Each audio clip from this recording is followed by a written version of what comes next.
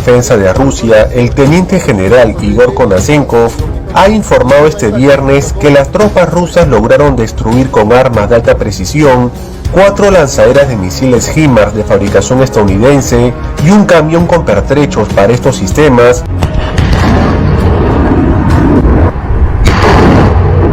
Clan del Golfo estaría pagando a menores de edad en Urabá para vigilar los movimientos de los policías en sus viviendas. La pobreza y la violencia en la ciudad tienen rostro de mujer. La alcaldía dice que es el reflejo de la pandemia. El Ministerio de Salud informó que Colombia hace vigilancia intensiva para identificar posibles casos de viruela del mono. Migración Colombia ya estableció el protocolo de ingreso al país. Uno de los hombres que estaba dentro del inmueble disparó en contra de su esposa, de su hijo, de un sobrino y luego se quitó la vida.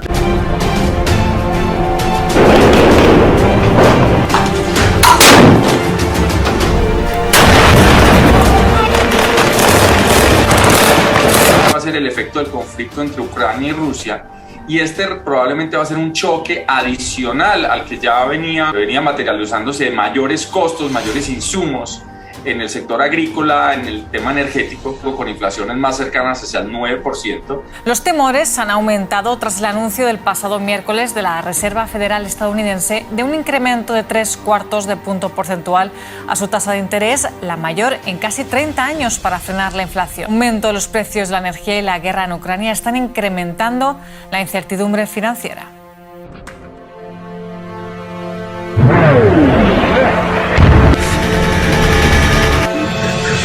Estamos en la principal.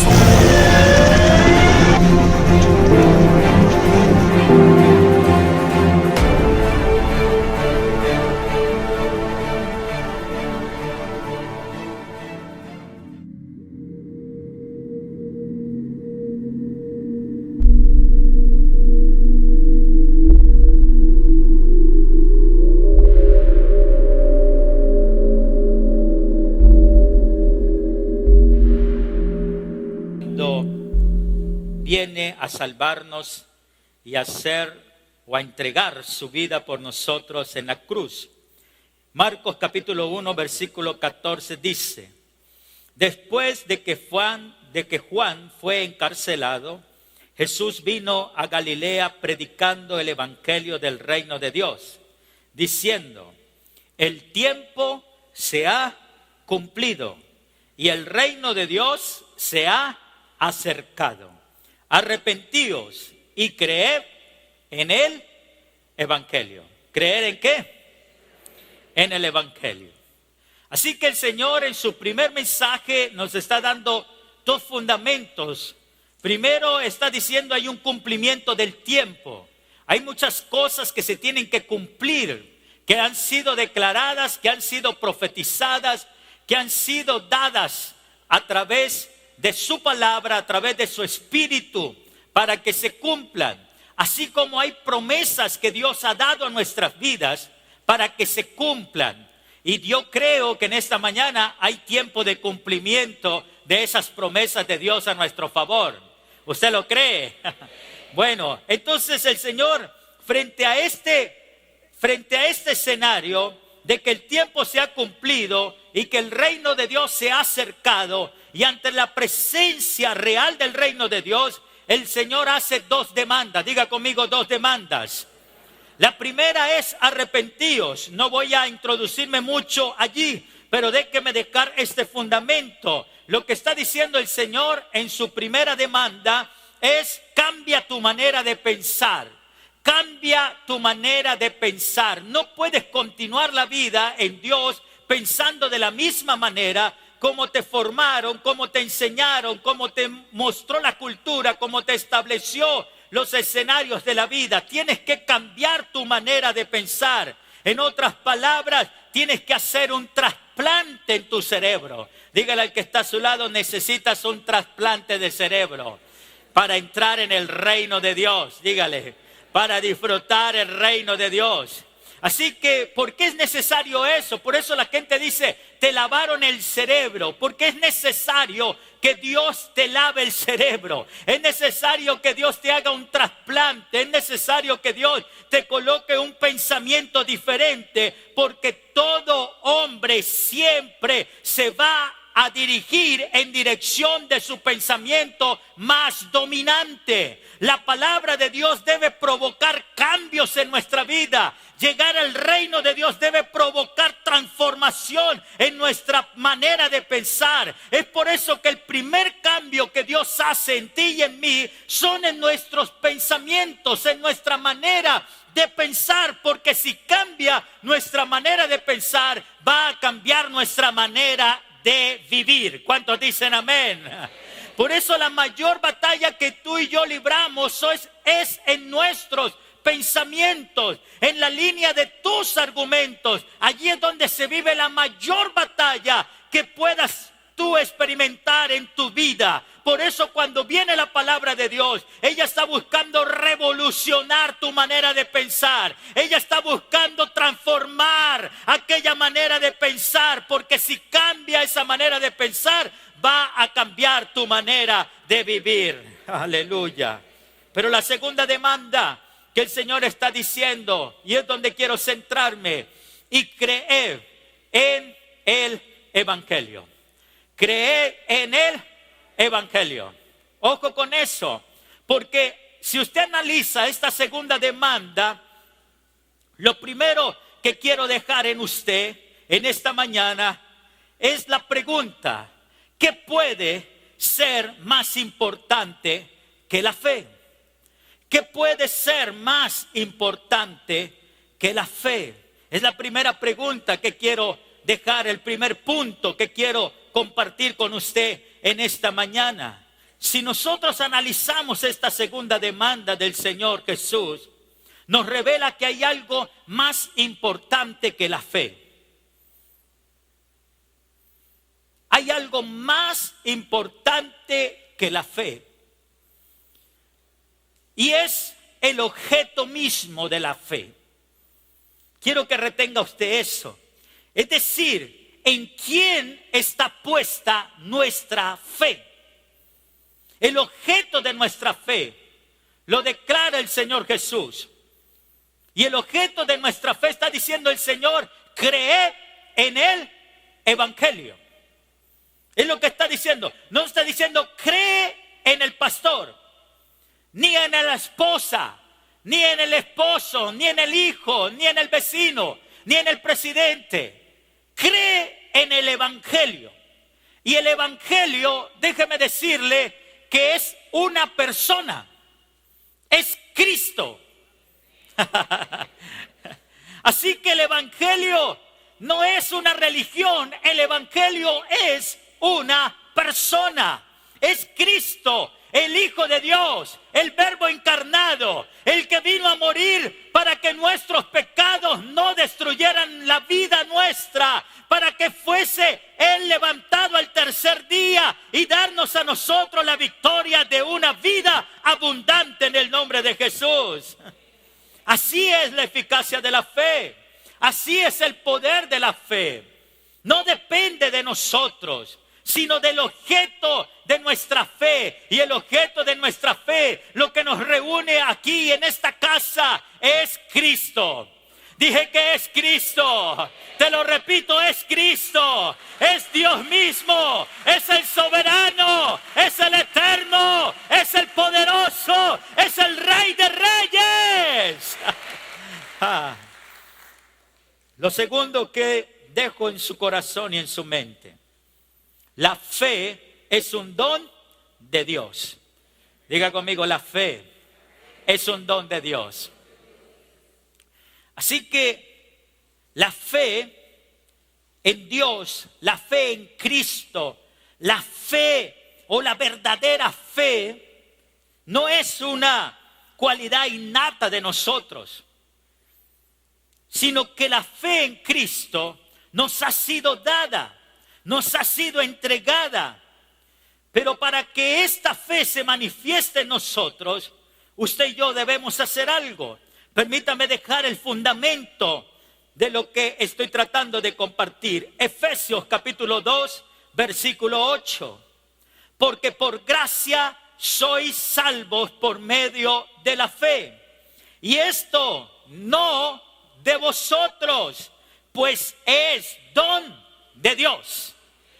No es por nuestra fuerza, no es porque seamos muy buenos, no es porque calificamos entre la gente más noble. No, es porque Dios le plació amarte y alcanzarte y darte fe. Porque es un regalo de Dios. Porque la fe es entregada por el cielo a favor de nuestra vida. Así que Dios en su gracia nos provee de todos los recursos para que podamos servirle, adorarle, buscarle, amarle, para que de verdad le demos toda la honra y la gloria que Él merece. En nuestra condición de hombres y mujeres pecadores no teníamos fe, no desarrollábamos fe, no crecíamos en fe. Señoras y señores, porque en la condición de pecadores nosotros no teníamos nada. Habíamos cedido todos nuestros derechos al pecado. Y por eso nuestra vida no podía desarrollarse. Por eso nuestra vida no podía ser libre. Porque éramos esclavos del pecado. Ser esclavo del pecado es que el pecado gobierna sobre mí, toma las decisiones sobre mí. Por eso es que el pecado podía decidir cuánto vivía o cuánto tiempo podía disfrutar de mi matrimonio o cuánto tiempo podía disfrutar de mi salud. ¿Por qué? Porque yo le había cedido todos mis derechos y me había hecho esclavo del pecado. La palabra de Dios dice que por cuanto todos hemos pecado, estábamos destituidos de la gloria de Dios, de la presencia de Dios, porque éramos esclavos del pecado. Así que no teníamos cómo desarrollar fe, no teníamos cómo tener fe, porque éramos esclavos del pecado. Pero Dios nos alcanzó con su gran amor y nos dio fe, nos dio el regalo de la fe, para que tú y yo fuésemos libres en el nombre de Jesús.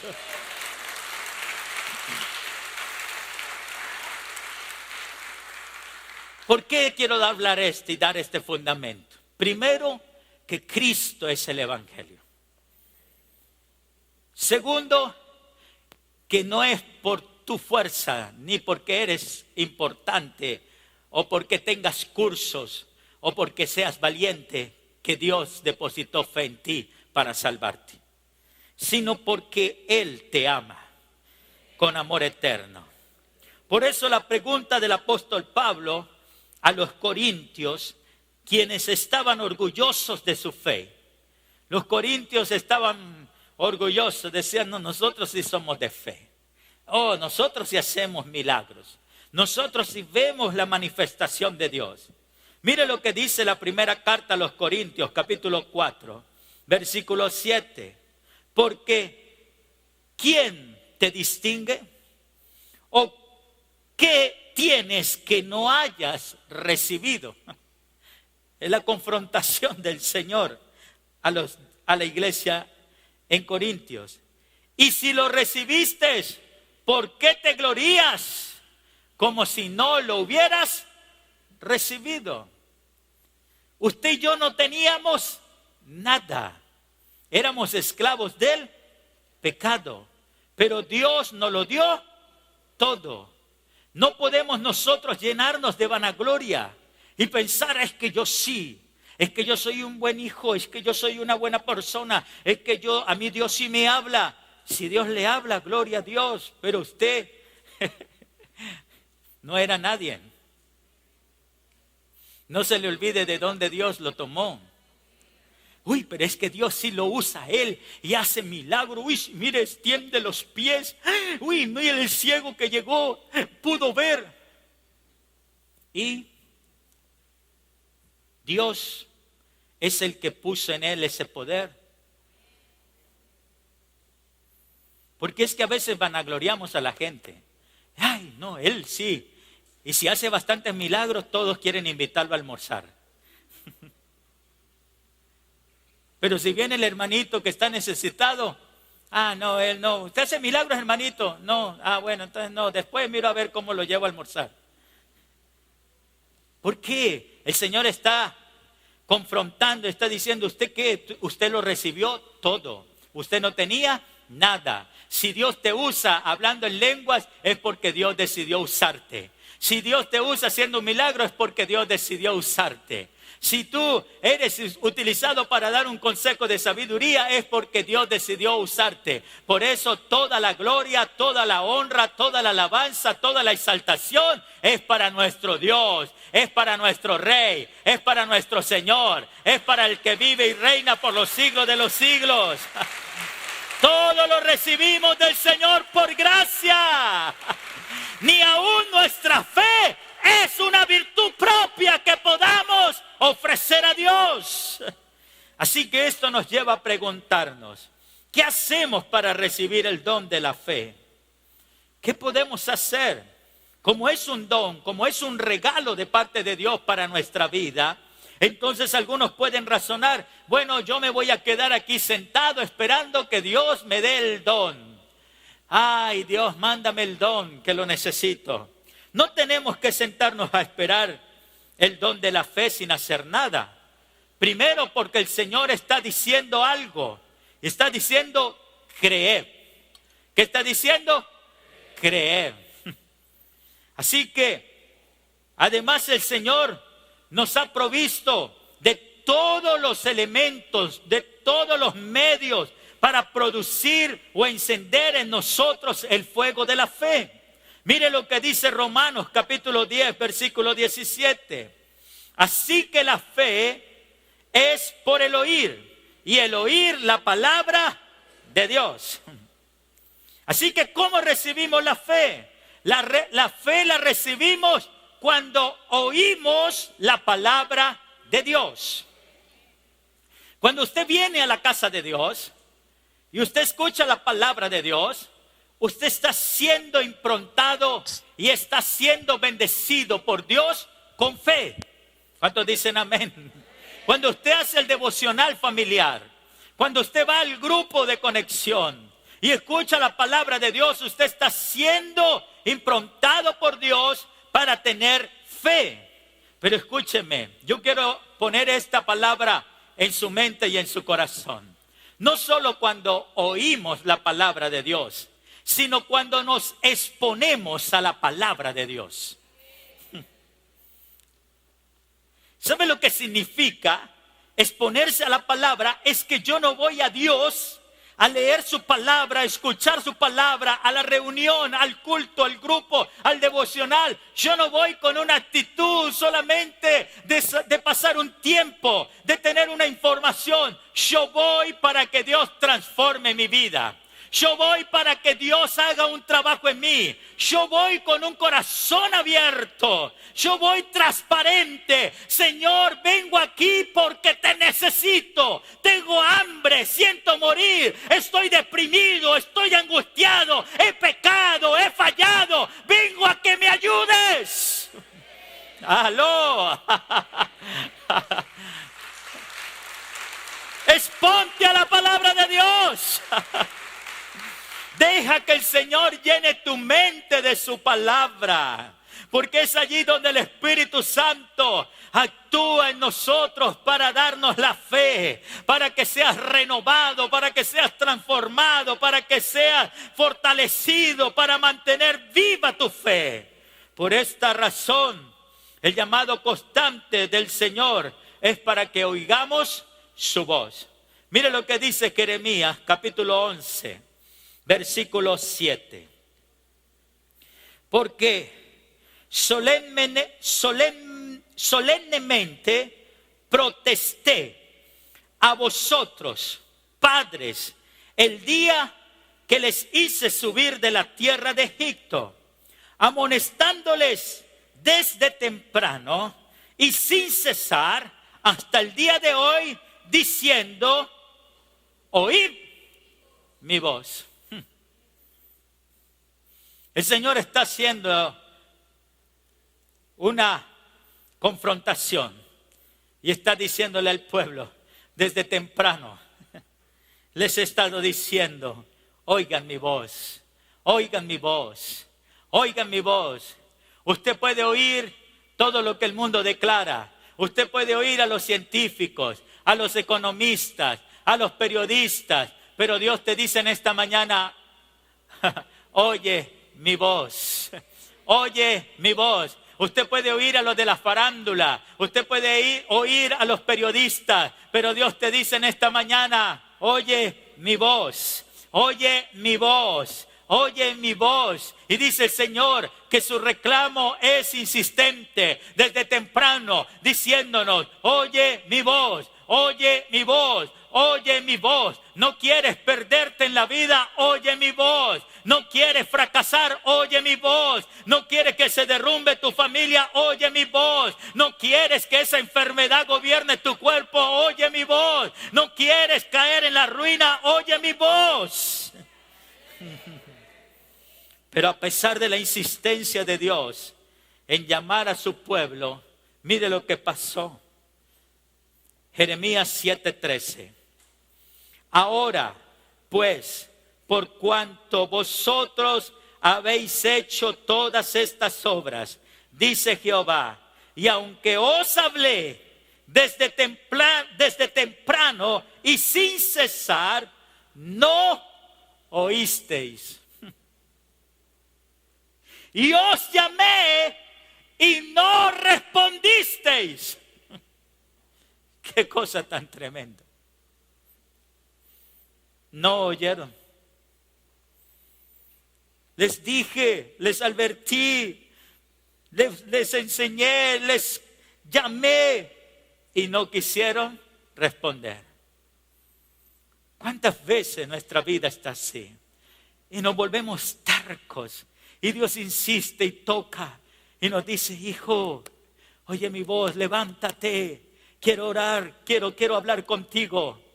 Hijo, ven, sírveme. Quiero usarte. Hijo, ven, haz esto. Quiero ayudarte. Escucha mi voz, escucha mi voz. No vayas por ese camino, oye mi voz. No seas terco, no seas desobediente. No seas como el animal. Ven, escucha mi voz. Y el Señor dice, pero no quisiste oír. No quisiste. Te llamé y no respondiste. Me diste la espalda, me ignoraste, está diciendo Dios.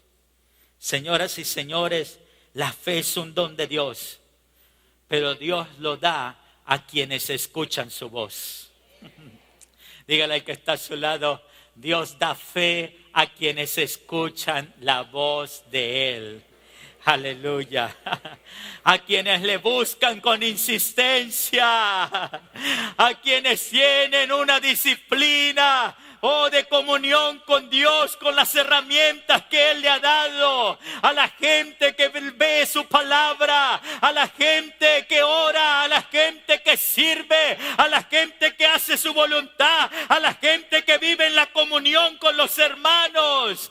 Señoras y señores, por eso de allí la promesa del Señor Jesús para nosotros. En Mateo 7, versículo 7. Entonces dice, pedid y se os dará, buscad y hallaréis, llamad y se os abrirá, porque todo aquel que pide recibe, y el que busca halla, y el que llama se le abrirá, en el nombre de Jesús. Oh, aplauda el nombre del Señor. Así que escucha la voz de Dios, porque hay promesa para ti en su voz. Hay sanidad para ti y para mí en su voz. Hay milagros de Dios para ti, puertas que se abren. Hay respuestas del Señor si nos acercamos a Dios para pedir por fe. Él va a darte fe. Oh, déjame decirte que el Señor va a responder, y va a responder de manera generosa a favor de tu vida. Por eso el apóstol Pablo dijo en 1 de Timoteo capítulo 6, versículo número 12, pelea la buena batalla de la fe. Pelea la buena batalla de la fe. La batalla que nosotros debemos pelear es la batalla de la fe. Pero ¿sabe? Lo más difícil para el ser humano es creer a lo que Dios le ha dicho. En otras palabras, es creerle a Dios. Es más fácil venir al culto. Es más fácil llegar una hora antes del culto. Es más fácil hacer una vigilia toda la noche. Es más fácil hacer 3 días de ayuno. Es más fácil todo eso que creerle a Dios. Es más fácil. ¿Por qué es tan importante creer a Dios? Por eso el Señor está diciendo, creed en el Evangelio. Cree en lo que Cristo te ha dicho. Cree en lo que el Señor te ha declarado. Cree en lo que tú has escuchado de Él. Porque cuando tú crees, tú estás en la posición correcta para recibir fe de parte de Dios. La fe no es creer. La fe no es creer. Una cosa es creer y otra cosa es tener fe. Fe es un don. Fe es un regalo de parte de Dios. Fe es una impartición divina de parte de Dios. No la produce usted, no la produzco yo. Es algo que Dios nos da. Es una habilidad que el Señor nos entrega. Es una transferencia que el Señor hace. Por eso dice la Escritura en Hebreos capítulo 12, versículo 2. Jesucristo es el autor y consumador de la fe. En otras palabras, señoras y señores, cuando usted determina creer, Dios da fe a tu vida. Así que si no creemos, no tendremos fe. No tendremos fe. Usted y yo no producimos el agua, pero la disfrutamos. ¿Verdad? Usted no puede ir a hacer, voy a irme a un laboratorio para hacer agua y voy a fabricar agua y voy a vender. No, así es la fe. Usted no la produce como usted no puede producir el agua. La produce Dios. Pero usted disfruta el agua. Cuando usted cree, Dios deposita fe en usted. Y cuando usted recibe esa fe activa los milagros extraordinarios de parte del cielo. Pero sabe, a veces creemos más en la gente que en Dios. A veces creemos más, no, mi esposo me salió muy bueno. Mi esposa es muy linda, es muy bella, pero mi confianza no está en ella. Mi confianza está en Dios. Porque el corazón de ella puede cambiar. Como de ella hacia mí, la confianza de ella no puede estar en mí, está en Dios. Porque mi corazón puede cambiar. Pero el único que nos puede sostener es Dios. Es Dios. Pero la gente cree en las personas. Prestan plata y dicen, no, ¿usted me va a pagar? Sí. Pastor, yo le creí. Dicen, ayúdeme a orar, yo le creí. ¿Por qué? Porque creemos. Creemos en las personas. Es más, usted se monta en el colectivo o se monta en la buseta. Yo a veces que tuve la oportunidad de manejar transporte público, había gente que se quedaba dormida en la buseta. Y ahí dormida, pegada a la ventana ahí, media hora. Es increíble que la persona crea que el conductor le va a llevar seguro a su destino. Que ese día el conductor no se quiere matar. Por eso algo anda mal cuando nosotros podemos creer en que el conductor revisó el carro, le hizo el mantenimiento, tiene la licencia, tiene todo en orden, está con el deseo de llevarnos al destino. Creemos en él, pero no creemos en Dios. Que Dios nos dice, voy a hacer esto contigo. Que Dios nos dice, voy a actuar a tu favor.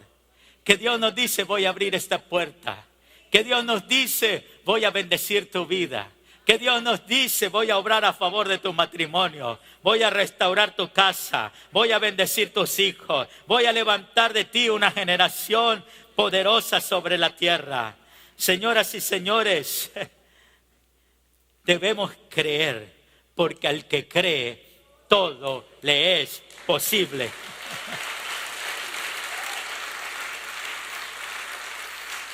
Por eso tu batalla, escúchame bien lo que te voy a decir en esta mañana, iglesia.